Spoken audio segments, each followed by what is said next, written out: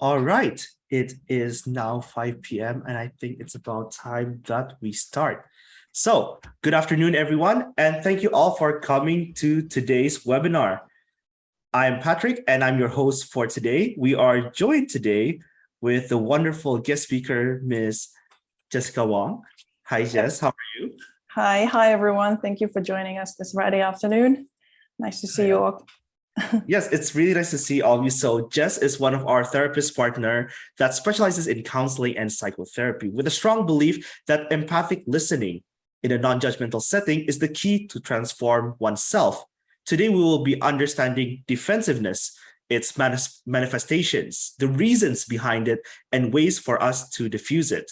You are welcome to put in your questions in the Q&A section below, and we will address it by the end of the session. So without further ado, it is my pleasure to invite our speaker, Ms. Jessica Wong. Thank you very much, Patrick. Let me just go ahead and share my screen.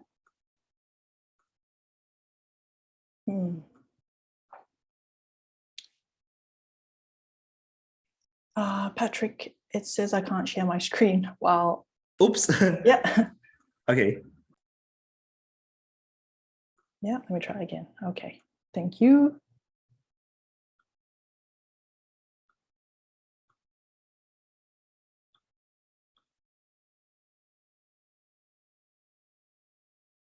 All right.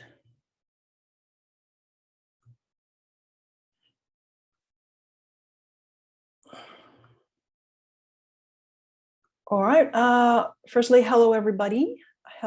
Thank you for joining me this late Friday afternoon and spending your next hour with me to learn about defensiveness. I think we may be expecting a little more people to turn up. But while we do that, I think we have a few people coming in from various countries other than Singapore. And I'd like to just do a check-in. And if you don't mind, can you drop a little text on the chat box, just letting us know where you're listening in from, if you wish. You may put them in the Q&A box as well. It's fine. Okay, yep. Wasn't sure if there was a chat box. Yeah. Here you go. Singapore, London, hello. Scotland, great. So not just Singapore. Canada, hello, Hong Kong. Perfect. It's great to see from all over. Any Chua just asked if we're all auto-mute.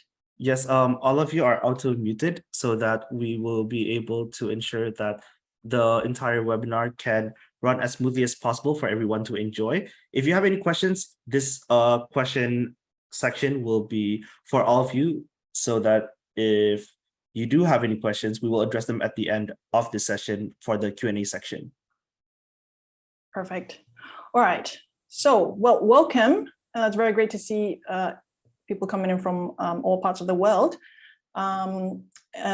I know there are also people here from various backgrounds, and especially from the field of mental health and counseling and psychology.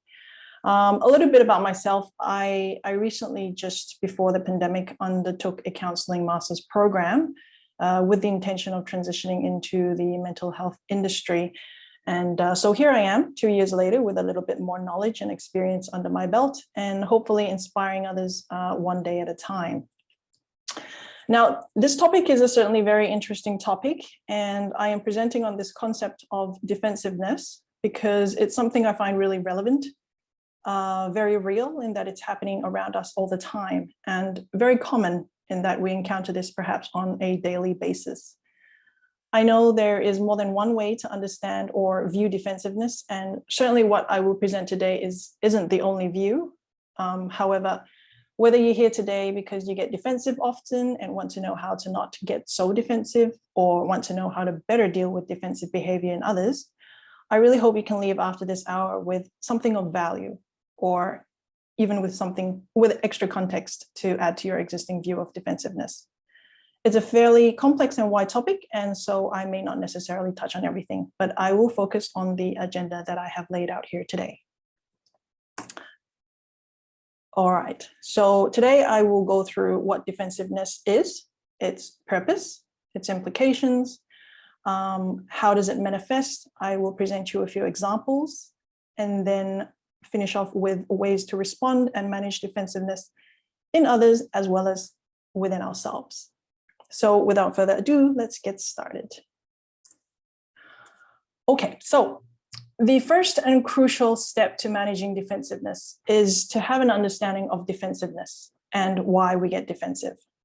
I think that no one is immune to defensiveness, and I think I can safely say that everyone gets defensive, some more than others. It can be almost instinctual, and it can be difficult to recognize when we are being defensive if we haven't developed that awareness. And sometimes we might resist, particularly as we don't like to be told we're being defensive. And maybe we truly don't think we are being defensive. Or are we? But there is a purpose for each emotion we experience, and feeling defensive should be no different. It can be a feeling, and it can manifest as behaviors. So we use the word to describe the feeling and also the behavior. So you might hear me talk about it in both senses.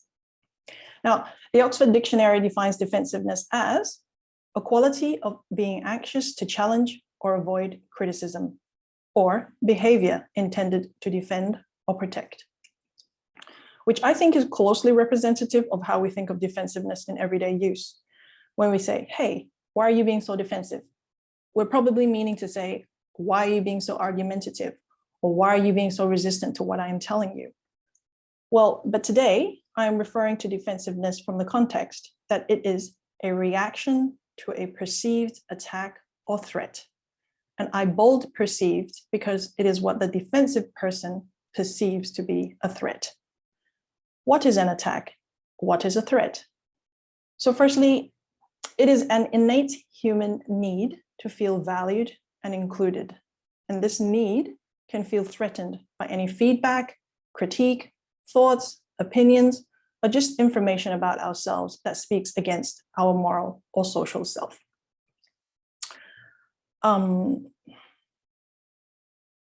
Sorry, I just lost my part where I was up to. Sorry about that.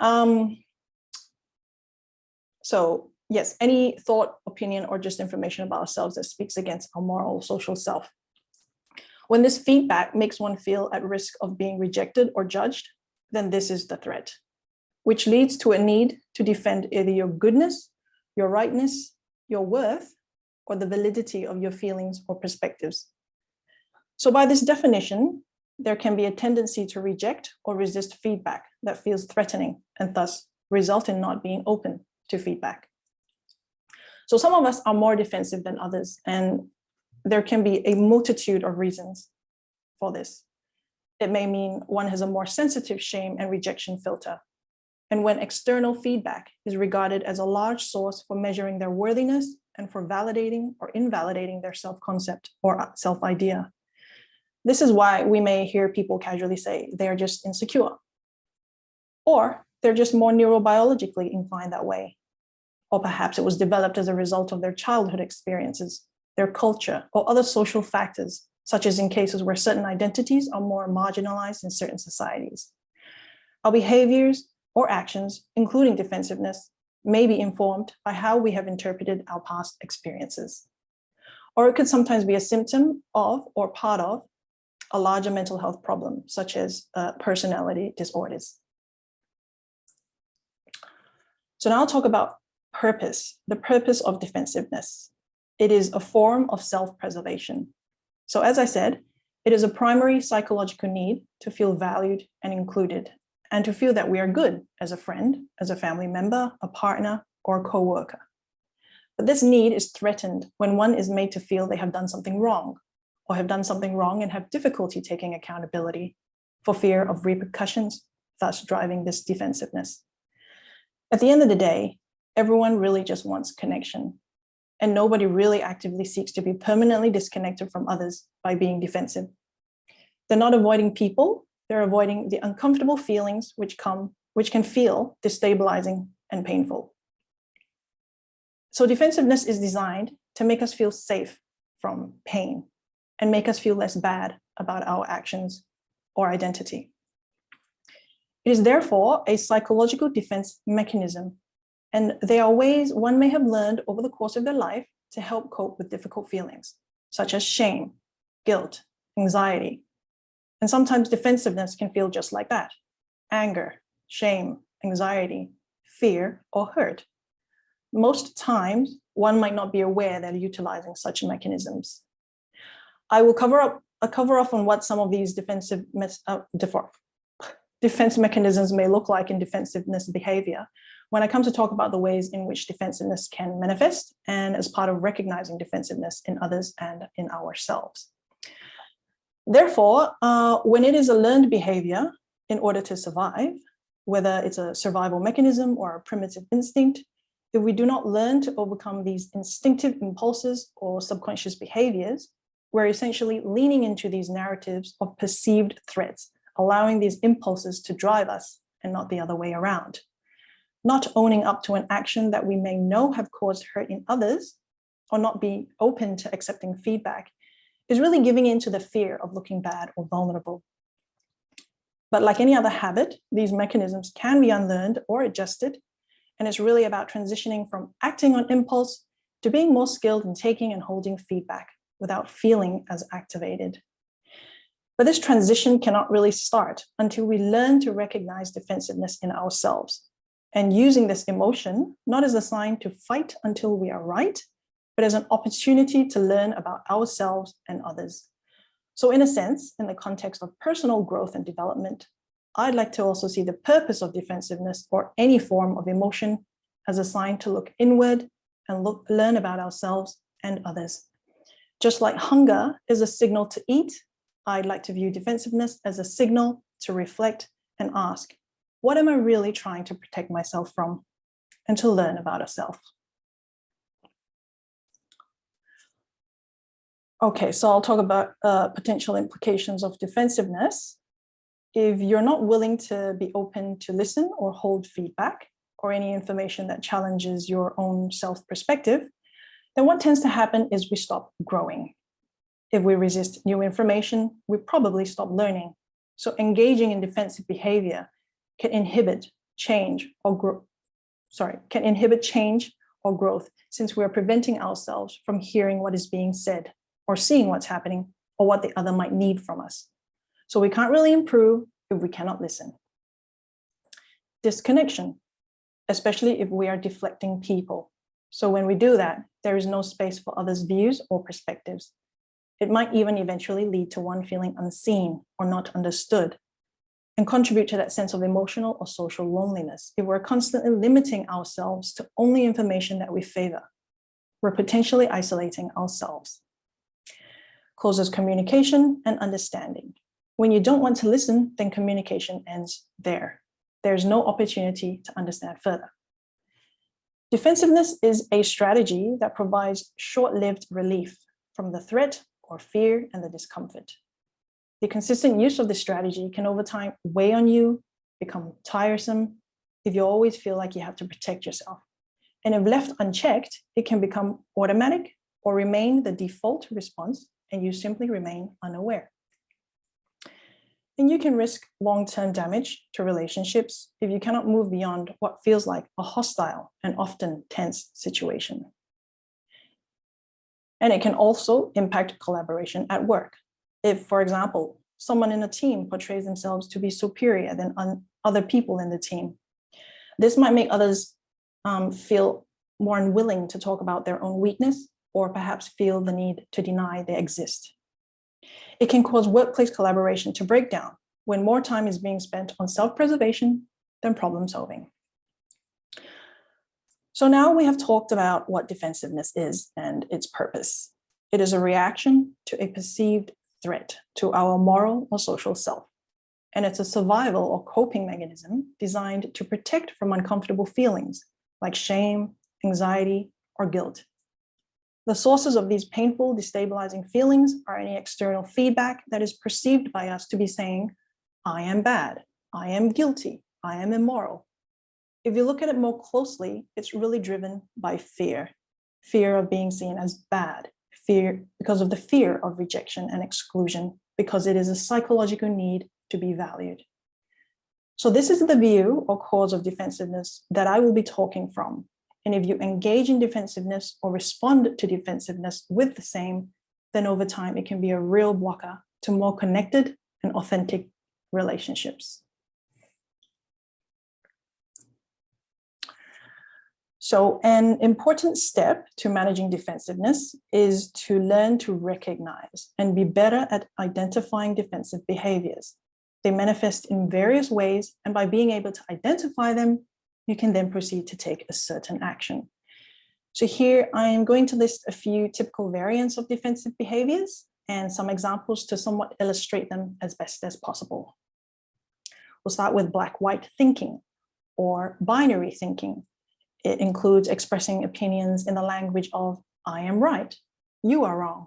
There is no room for two views to coexist. It's either black or white. And people with binary thinking can tend to be argumentative, usually includes needing to have the last say or flooding information to prove their point. There is a great need to be right. A lot of assumptions are made, as well as overgeneralizations. For example, all things from China are bad quality. That's an overgeneralization and not completely true. So moving on, lack of accountability. Not wanting to accept your own contribution to whatever caused the feedback to arise. And it can look like shifting blame. It's not me, it's you. It was you who did this, so that's why that happened. It can look like rationalizing, which is like adjusting the facts to suit or make the behavior seem less bad. For example, she doesn't ask for it back, so it means I don't have to pay her back. Or another example, when someone is refusing to service a particular customer and reasons, those kinds of people cannot be trusted. They have tried to steal from me before. So rationalizing, I think, is used quite regularly on a regular basis. If we really scrutinize these explanations more closely, we may find that they tend to be logically flawed and mostly self-serving, and in this case, aimed at easing guilt. Countering is attacking the other person by accusing the other of doing the same thing, or it can look like what's called scorekeeping. So for example, you never washed the dishes either, or you didn't take the clothes in last time. And last on this page would be victimization, taking the role of the victim. And this can include whining. And it's really for shaming ourselves more than anyone else can, a protection from more shame. To do this, one might agree with the critique, but in a way that makes the other party feel guilty or to elicit sympathy. So for example, I will just never say anything again then, or I never get to have my say, or why are you always picking on me? So hopefully the examples illustrate them quite clearly. I'll give you a few more examples here. Denial can involve lying, avoiding, and can include what we know as gaslighting, where its intent is to mislead and create a false narrative to make the other person question their own judgment or thoughts. Evading can look like stonewalling, where communication is shut down in effect. I don't want to talk about this. I don't need to listen to this. Manipulative behaviors. This is aimed at trying to gain control of the outcome and create confusion, or a form of punishment for feeling hurt or feeling like you were treated unfairly. And this can show as silence, passive aggression. Passive aggression is where a neutral orientation is shown, but manifesting in hostile behavior. For example, deliberately doing a bad job at making the bed and then saying you've already tried and did your best. Acting out, which is screaming, losing your temper, or reacting uncontrollably. And then there's projection, which is ascribing or putting onto another person your own unacceptable qualities or feelings. So for example, you're unfaithful and then you accuse your partner of cheating on you. So you're trying to put this feeling of guilt that you're holding onto the other person. Superiority. This is aimed to enhance our own superiority by pointing out the other person's flaws. By focusing on what the other person doesn't do right, being critical, self-righteousness, believing that we're more morally superior, and then believing we have the right to show anger or disgust at others who are morally inferior. And then lastly, minimization.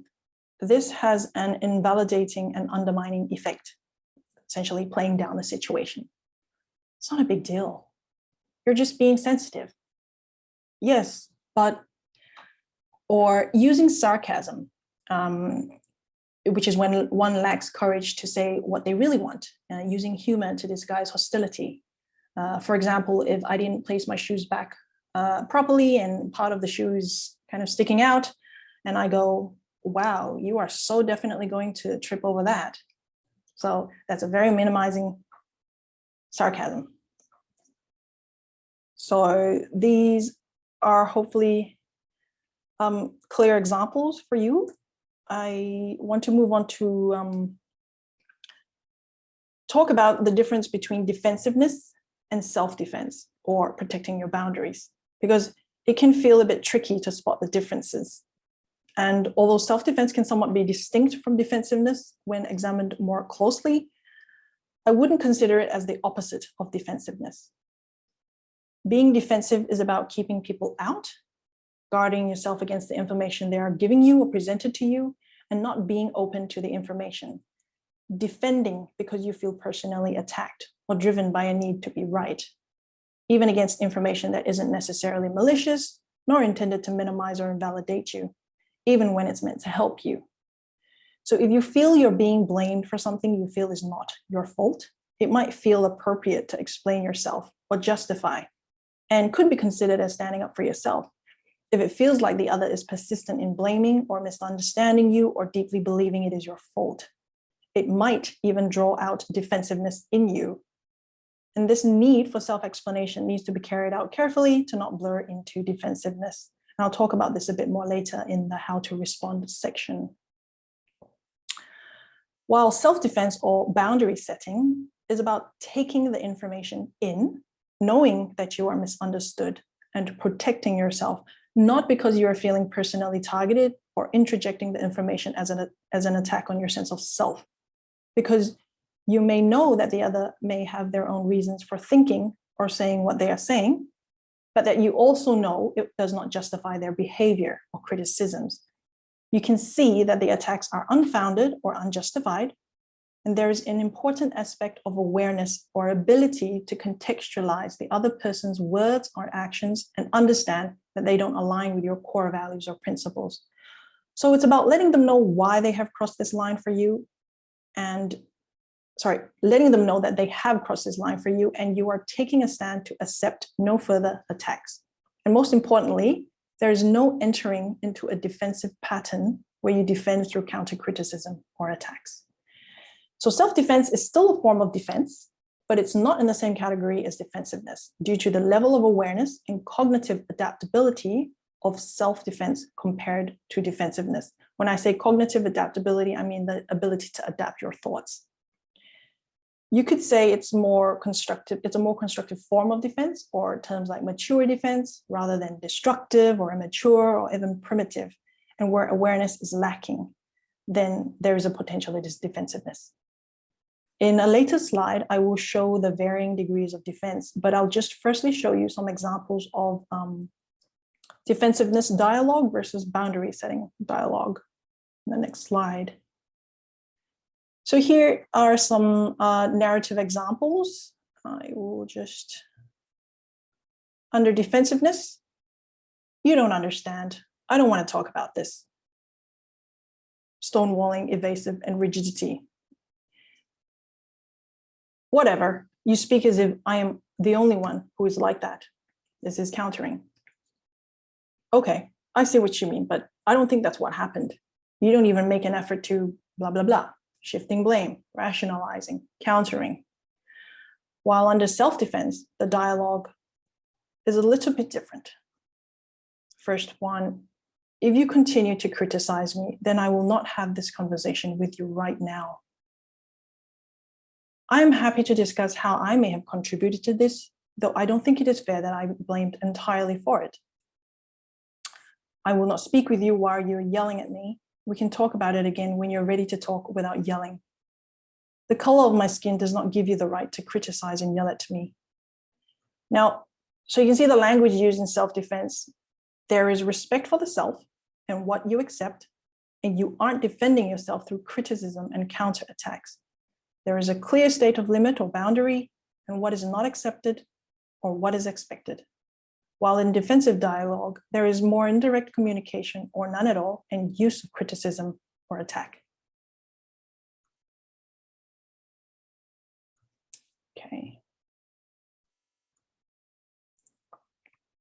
Okay. I would like to show you here a summary diagram of the defensive mechanisms rating scale, which I just discovered recently. There are 7 levels in the DMRS based on level of adaptiveness and over 30 defense mechanisms across this scale. I won't be going through this in detail, but the main area I want to draw your focus on towards is mainly the categorization by adaptability, in the sense that this means the level of awareness of internal and external realities, with higher awareness being a precursor to being able to better adapt internal states to external reality. So for this reason, higher adaptiveness, the term is used. The examples shown earlier for manifestations of defensiveness tend to sit across levels 1, 2, 3, and 4 in the DMRS, while self-assertion, which I consider to have similar characteristics to the self-defense characteristics I offered earlier, is at level 7. And this is where you are partially or mostly aware of and are able to integrate your own experience of your feelings, desires, ideas, and thoughts into managing a stress-inducing situation or emotional conflicts. There is a form of self-observation or truth involved in these sorts of higher adaptive defenses. So this reaffirms the first slide where I said defensiveness has characteristics of lower self-awareness and is more reactive, meaning done without much thought or a sort of instinctual behavior. I've put in the reference here in case anybody wants to read into this further.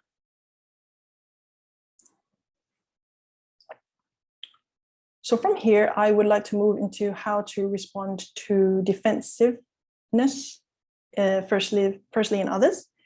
But just a quick recap, whatever the reasons or causes or story behind one's defensiveness, there are 2 key components. It stems from or is driven by some form of fear or insecurity, and it is manifesting as behaviors that are aimed at alleviating those fears at the expense of someone else and maybe the relationship.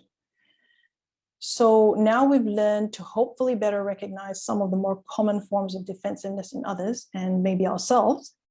Now what? What do you do with that? First, I will run through some practical pointers, or at least the mindset or conscious intent to try to adopt coming into an interaction with someone you know is defensive. This is contingent on you not getting defensive yourself and being able to manage your own defensiveness, which I will lead into later. Because defensive behavior can elicit irritation, defensiveness, and forcefulness within ourselves. In fact, responding to defensiveness in others might have to happen concurrently with you trying to manage your own defensiveness in real time.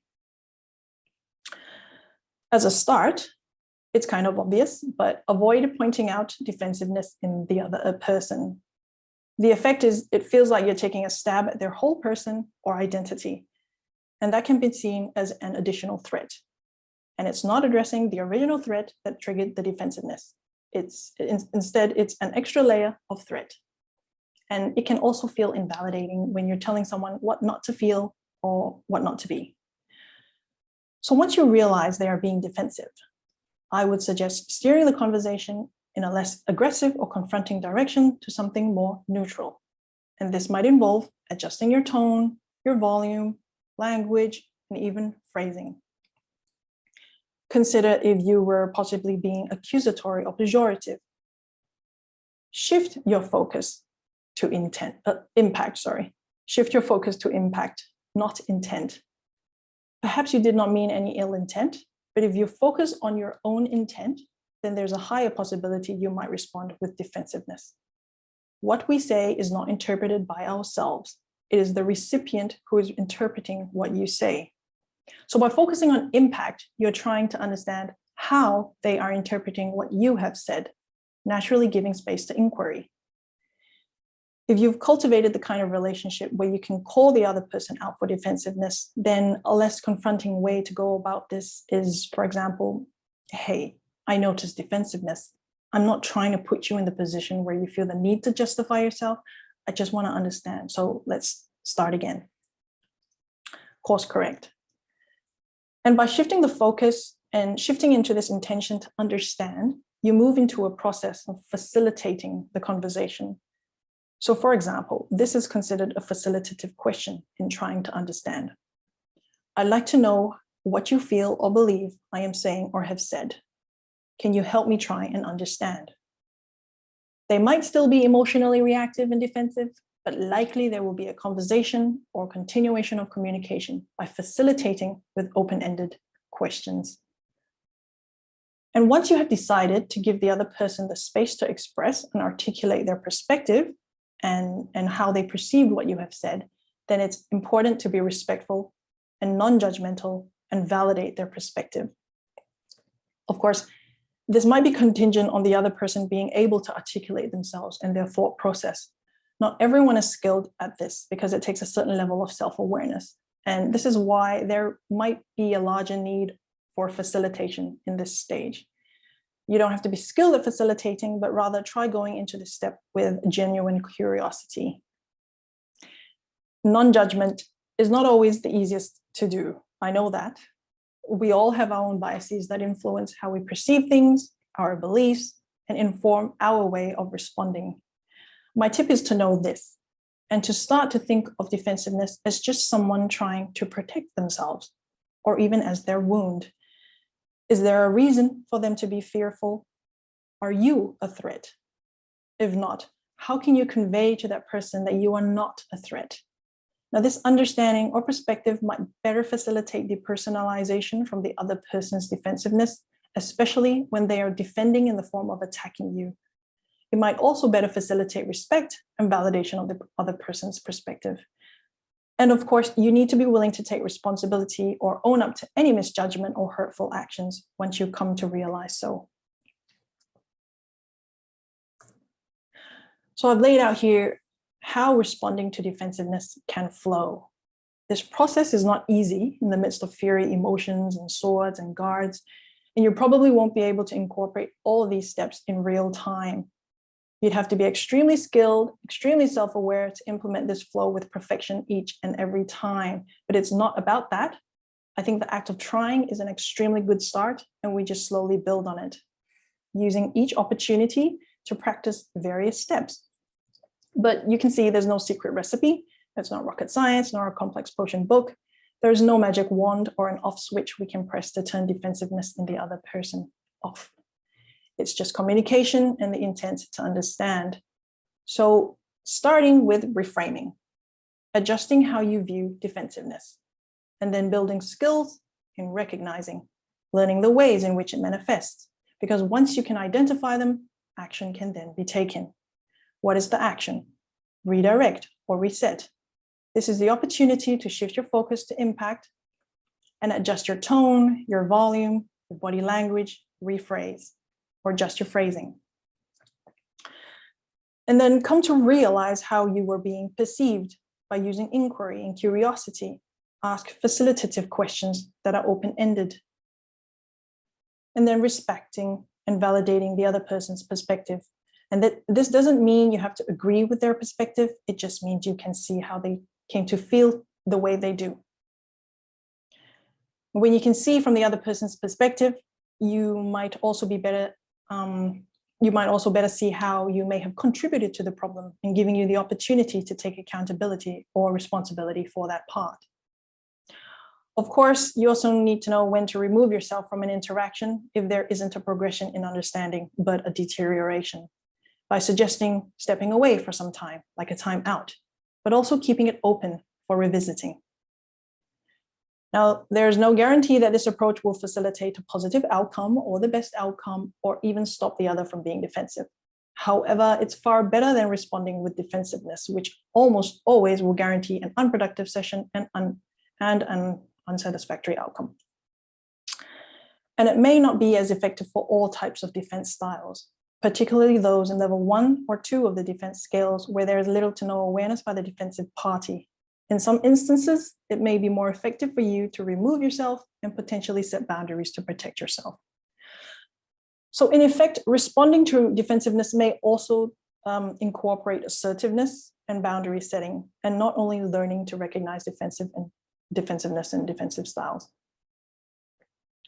So as I said, if having difficult conversations is not easy for you, or it feels very foreign to use this kind of approach, but you would like to try and put this into practice, just know that we're not going to perfect all of these steps all at once or every time, because every interaction and everyone's defense style is different.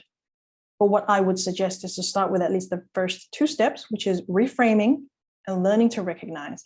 Practice these 2 steps first regularly at each opportunity that presents itself, until you feel you are better at this and more confident and quicker in recognizing and identifying. And then maybe start to incorporate part of the next step, little by little, bit by bit. It takes practice, perseverance, and a willingness to move into uncomfortable conversations, especially for those relationships you truly care for. Like Maya Angelou said, do the best you can until you know better. And when you know better, then you can do better. That's all we can do. Start small and grow this ability and skill in being better at being better at one of many different ways of responding. Excuse me. So in the next slide, I just wanted to share a short clip of an interview with Constance Wu by Jada Pinkett Smith in her Red Table Talk series, where she talks a little bit about responding to her mother's defensiveness.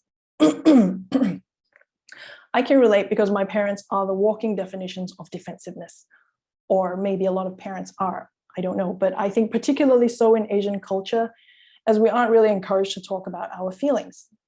That's a bit of a generalization, but regardless, what I want to allude to here in this video, however, is her comment about acknowledging what's beneath defensiveness as a good starting point to disrupting that defensiveness cycle, or at least afford the relationships that you care about that chance.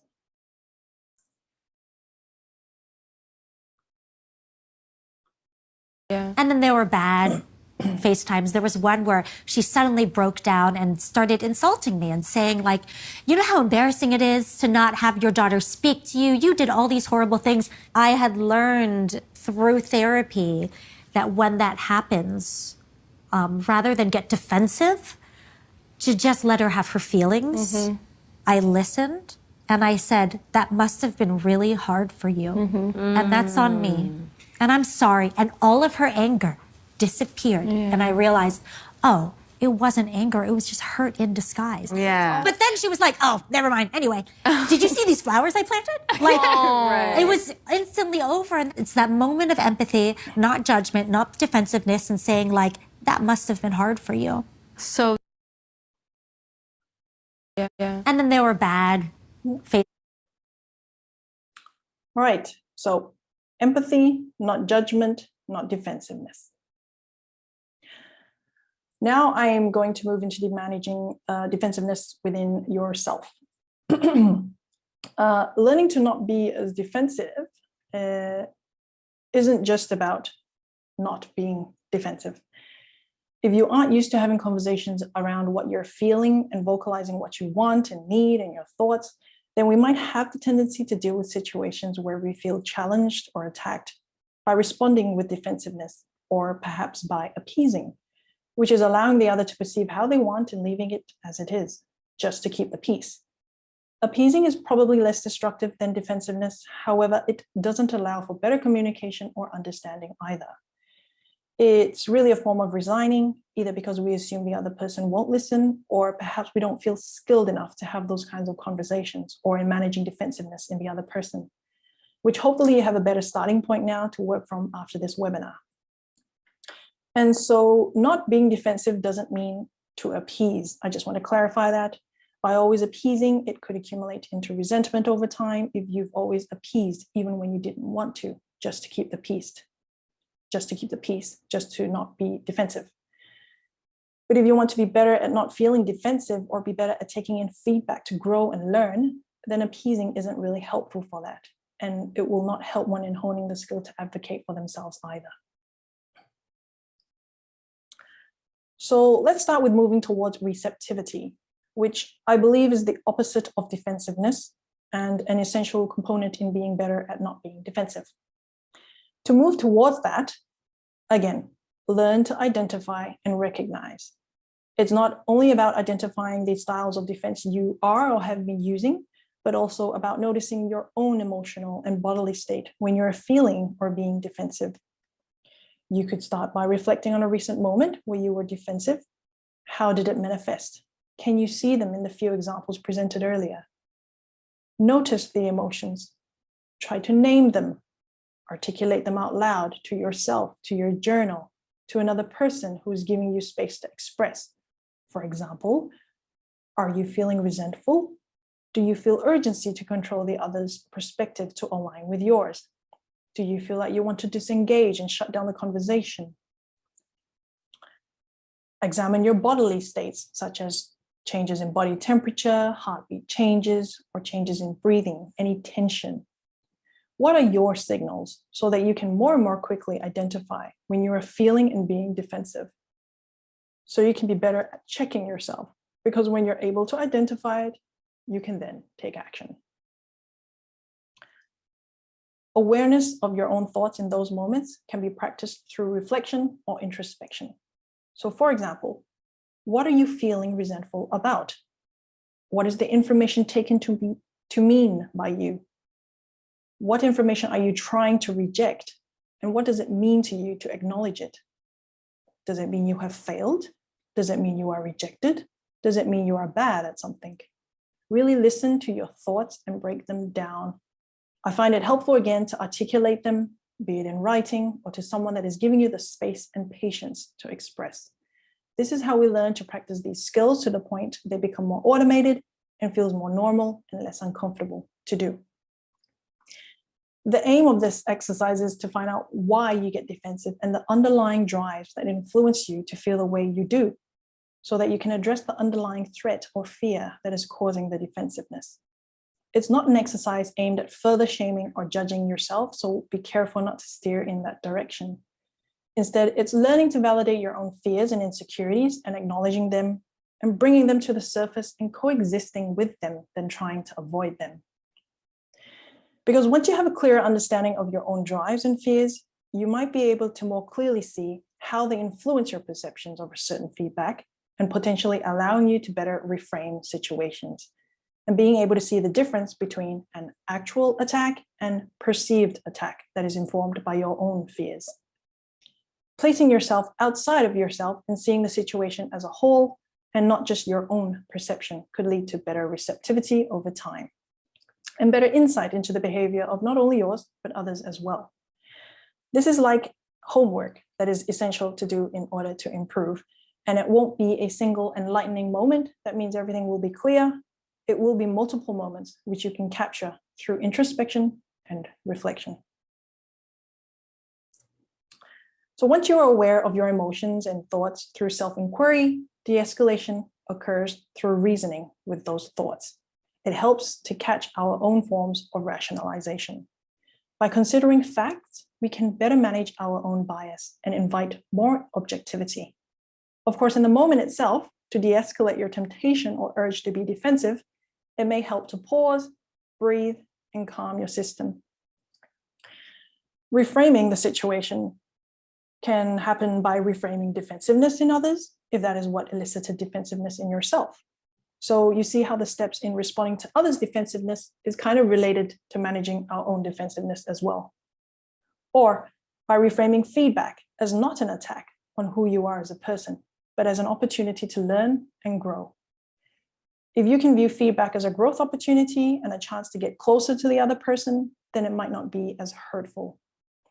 Now, not every feedback needs an adjustment or change. That's your choice. Take the feedback as information and you decide what to do with it. It doesn't mean you have to agree with the feedback or take it on. It's about understanding where or how that feedback comes about. It means you can see from their perspective. After that, you can better assess where the other is coming from and understandably and respectfully disagree if you don't believe it really serves in improving your way of being after considering their view. This is very different from disagreeing just because you think they are attacking you. Now, by reframing, what we are doing is depersonalizing. A lot of times we are reacting because we're putting ourselves in the middle of the bullseye, meaning believing you're being targeted or attacked. Can you see the situation from a different perspective? For example, if the other person is attacking you, they may be defensive, and that brings you back to understanding defensiveness. So is it really about you? It doesn't have to be. So shift ourselves from the bullseye. So with these steps, eventually you could be better skilled at receptiveness and move away from rigidity. This involves going into situations with curiosity, not assuming bad intention, bad motivation, not taking it personally, nor assuming it as defining who you are, and not making it to mean something about you, and not automatically assuming information is wrong. This is what I consider as the opposite of defensiveness, not appeasement, not doing nothing, but receptiveness. You need to be willing to have difficult conversations and take accountability through acknowledgement. So again, I've laid out the flow of managing defensiveness in ourselves here. So first, identify. Learn to identify. Know your own styles. Articulate your emotions when defensive. Notice your physical states. Developing self-awareness is a crucial component in managing your own defensiveness. And it's important that you validate and acknowledge your own fears and insecurities and experiences that have influenced your perspectives and how you feel before moving towards the stage of reasoning with them. It's a bit like acceptance before change. And with self-inquiry, not everyone is used to this process because we may not have been taught or encouraged to think or process our feelings and thoughts this way. And that's okay, it's just a matter of learning. It took me a while to understand why my therapist was telling me to journal. I was never good at that, and I am still working on it.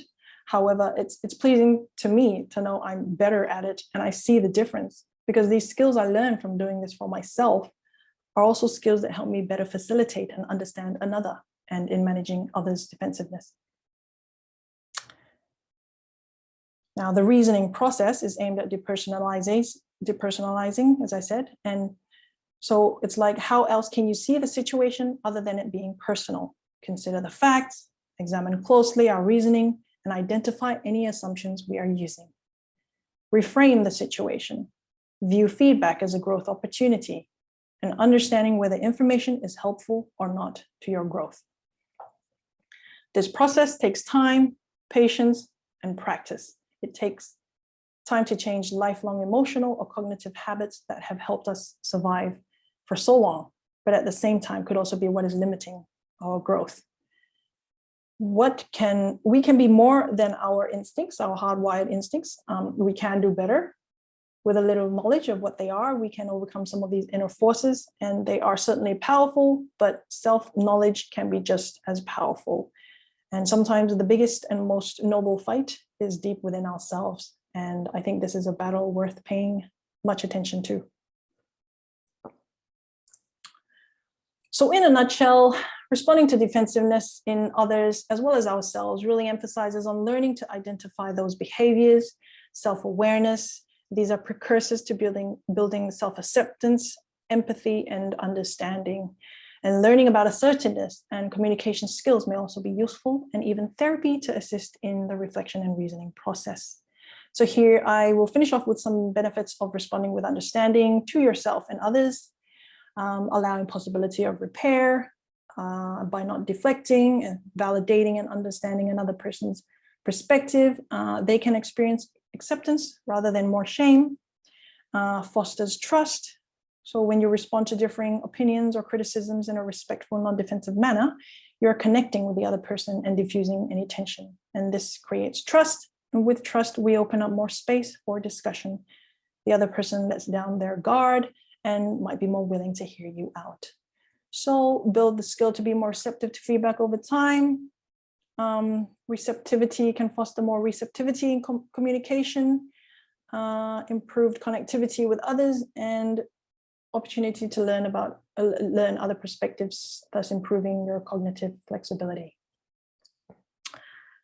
And I'm going to leave here a short list of further reading for some of the points I've touched on. If you're interested in gaining a deeper look through in defensiveness, we can certainly share some of these slides later. And then I'm going to leave you here with a quote: "Truth is the best defense." And finally, that comes to the end of my webinar. Thank you very much for paying attention and still being here. I would like you all please to scan the QR code and perhaps leave us some feedback. It will be very useful for us and for myself for any future webinars I do. Thank you very much. I will give you back to Patrick. Thank you so much, Jess. Thank you for that amazing presentation. We will now go into our Q&A session. Jess, would you please be kind enough to leave that on for a few minutes? Sorry about that. Yes, so we will now go into our Q&A session, but before we do that, while we wait for more questions to come in, please do fill up the feedback form. As Jess said, this will be used for us to improve our webinars and for Jess as well as a speaker. It will be very helpful, so we really appreciate it. So we don't have one question, but we do have a comment from Ace saying, "This has been amazing. Thank you." Thank you very much. All right. Or if you don't have any questions, if, for example, you have something that you would like to share, something that you would like to have advice on, you may also type it down in the Q&A down below. And if you're interested more, if you have any questions, we can connect on LinkedIn and we can go from there. Yes. So Eugene asked, quoting that something exists is not the same as defending a point. How does one make the distinction besides the context? Sorry, the question again? Something exists.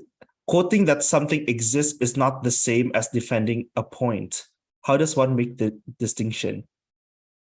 Besides context. So Yeah. Quoting that something exists is not the same as defending a point. How does one make the distinction besides context? I'd just like to understand the question a little bit better. Hadel, would you, I think that was Eugene. Eugene, would you like to turn on your mic? Would that be fine?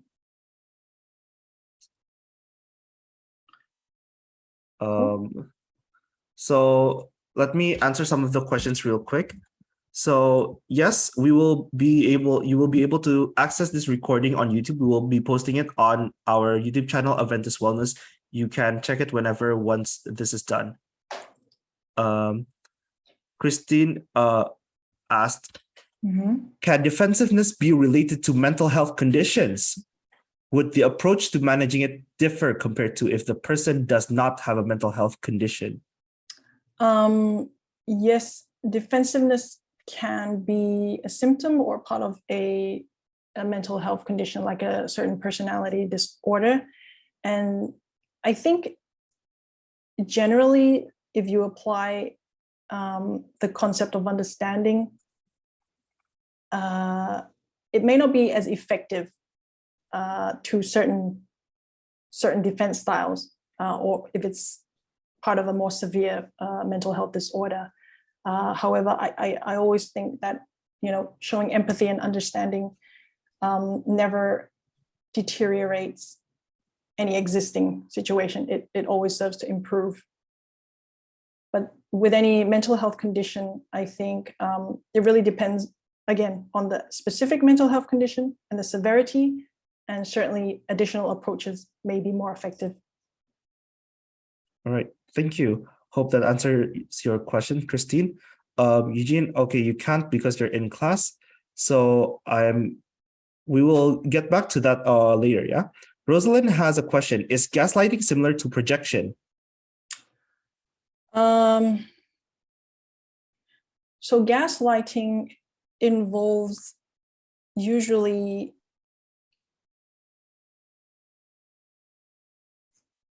kind of coming up with twisting the facts a little, I would say.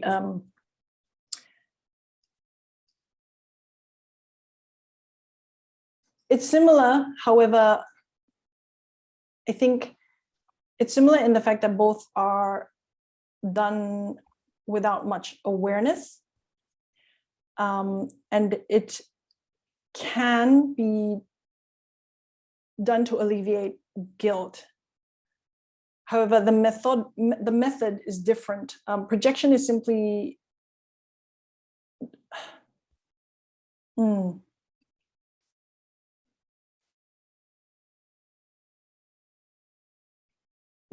let me start this again. So gaslighting would be twisting the facts to make the other person feel like their thought process or their judgment is incorrect.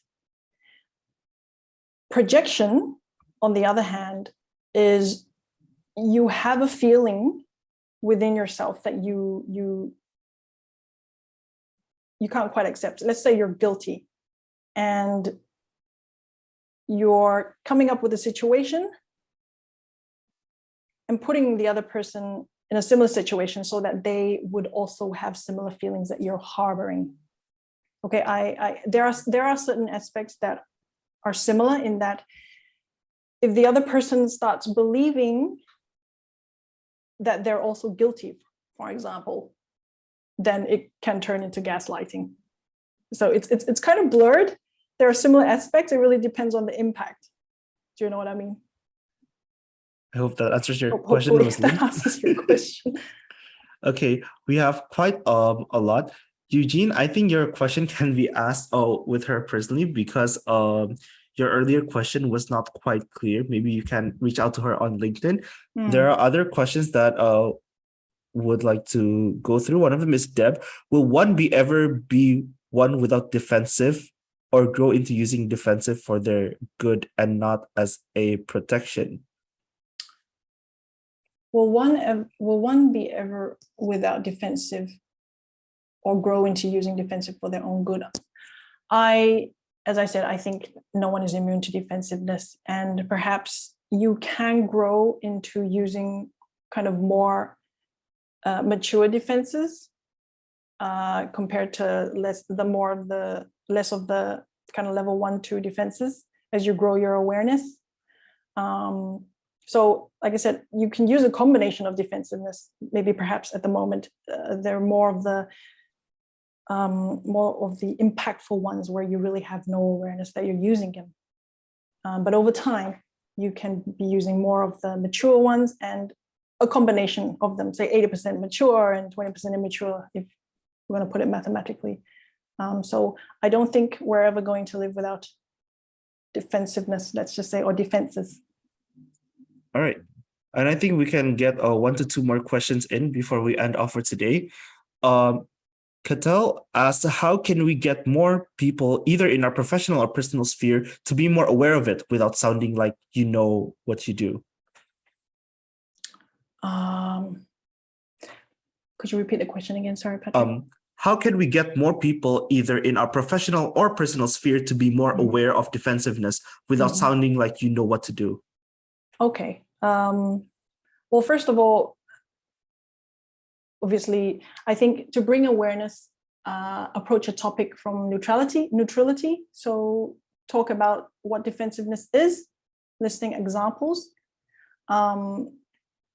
Obviously, that's one way to bring awareness to everyone. And with the information, they can choose to kind of assess it against themselves or against others. And you can come from that point of view, and I don't think that would make you seem like you know everything, or I hope All right. that answers the question. All right. And all right. Tech gave a comment. Projection is applying your own experience or thoughts on the other parties, while gaslighting is twisting the facts. Mm-hmm. Mm-hmm. Would you agree on that? Yes, I agree with that. There can still be kind of overlaps in how projection may be used. Like I said, there may be a deliberate attempt in twisting the facts in gaslighting. However, some of the times the person doing the gaslighting may not even be aware they're twisting the facts. All right, perfect. Then I think that would be the right place to finish off today's session. So thank you everyone for attending this session today. And a special thank you to Jess for sharing with us your knowledge on defensiveness. We hope that all of you learned something valuable that you can implement into your workplaces. And we will be posting this recording again on our YouTube channel, Aventus Wellness, so that you may revisit the session in case you may have missed anything. If you have any questions whatsoever, you may contact me, or you can contact Jess directly on LinkedIn, and I'm sure she will be more than happy to answer.